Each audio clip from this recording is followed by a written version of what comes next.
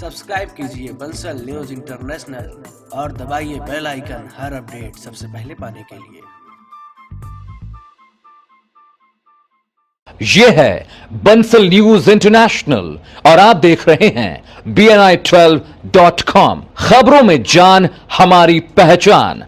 चित्रकूट की सरैया चौकी क्षेत्र के हनुआ गांव में लाठी डंडों और कुल्हाड़ी से लैस होकर आए गुंडों द्वारा घर में घुसकर किशोरी का अपहरण करने का विरोध करने पर दबंगों ने पूरे परिवार की लाठी डंडों से जमकर पिटाई करते हुए उन्हें मरणासन कर दिया।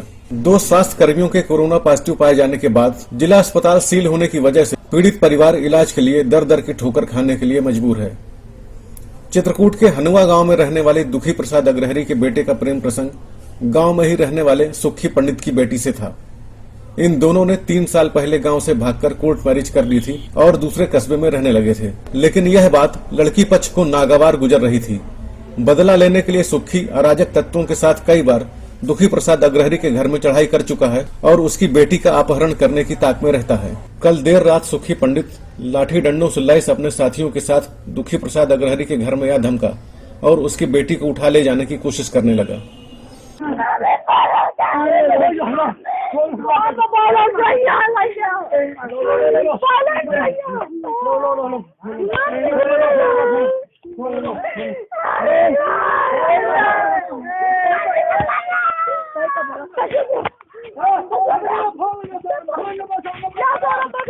इस पर दुखी प्रसाद अपनी पत्नी व बेटे सहित गुंडों से भिड़ गया तो दबंगों ने पूरे परिवार को लाठी डंडों और कुल्हाड़ी से मारना पीटना शुरू कर दिया।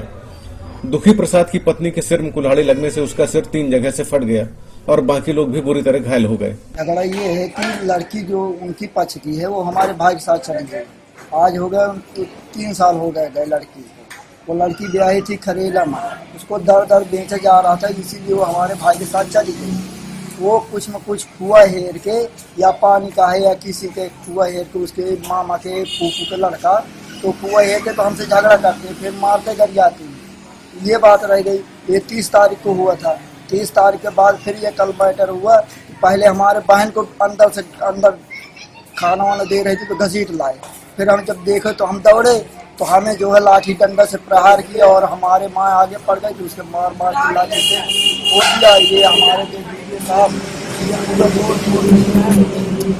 यहाँ पे मारे, यहाँ हाथ पे मार दिए हैं सर। ये पिक्चर हो गया है, यहाँ पे ये पूरा सूझा है और यहाँ हमारे पिताजी को भी कपड़ी फाड़ दिए हैं और यहाँ अंदर सब चोट हो गई। यहाँ काफी मार दिए और वो गाड़ी सामने खड़ी है, वो गाड़ी को तोड़ फोड़ दी है पूरी गाड़ी। शोर शराबा सुनकर पास से गुजर रहे पुलिस की गाड़ी के वहां पहुंचने पर आरोपी मौके से फरार हो गए। पुलिस ने इस बार भी आरोपियों के खिलाफ मामूली धाराओं में मुकदमा पंजीकृत कर लिया है, लेकिन कोई कठोर कार्रवाई नहीं की और न ही घायलों को इलाज के लिए सामुदायिक स्वास्थ्य केंद्र में भर्ती कराया।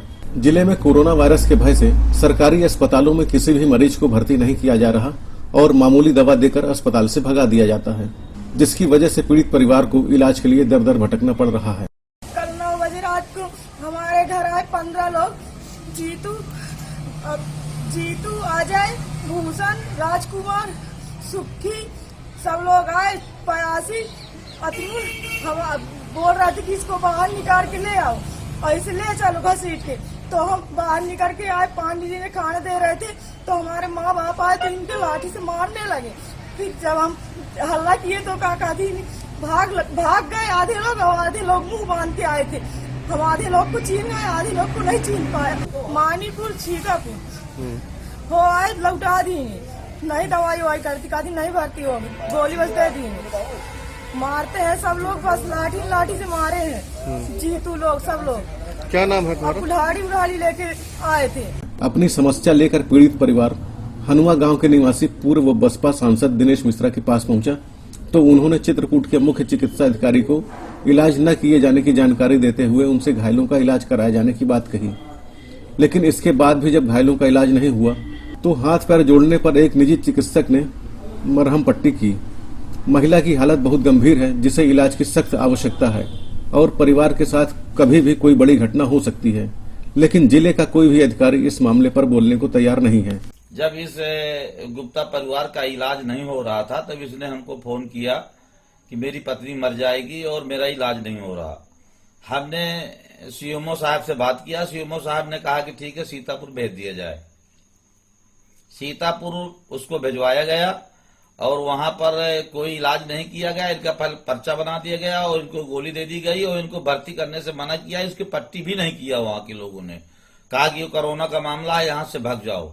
ये निसहाय गरीब आदमी है, इसके साथ बिल्कुल गलत हो रहा है और इसके साथ ये दोबारा घटना घटी है। ये घटना अभी एक बार और भी इसके एक हफ्ता पहले, इसके ऊपर 15 दिन पहले हुई थी, जिसकी गुप्ता की भी खोपड़ी फटी थी। अब इस बार इसके दोबारा हमला किया गया। जैसे भी हमें जानकारी मिली कि इसके घर में घुस के मामला किया गया है और इसके लड़की का अपहरण करने का प्रयास किया गया।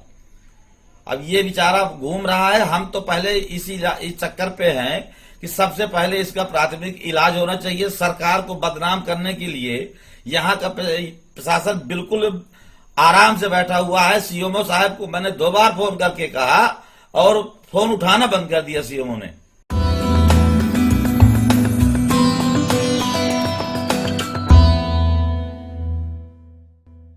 अपने स्मार्टफोन पर व्हाट्सएप के जरिए हमारी खबरें प्राप्त करने के लिए 9415124133 नंबर को अपने मोबाइल में सेव करने के बाद BNI लिखकर हमें व्हाट्सएप करें।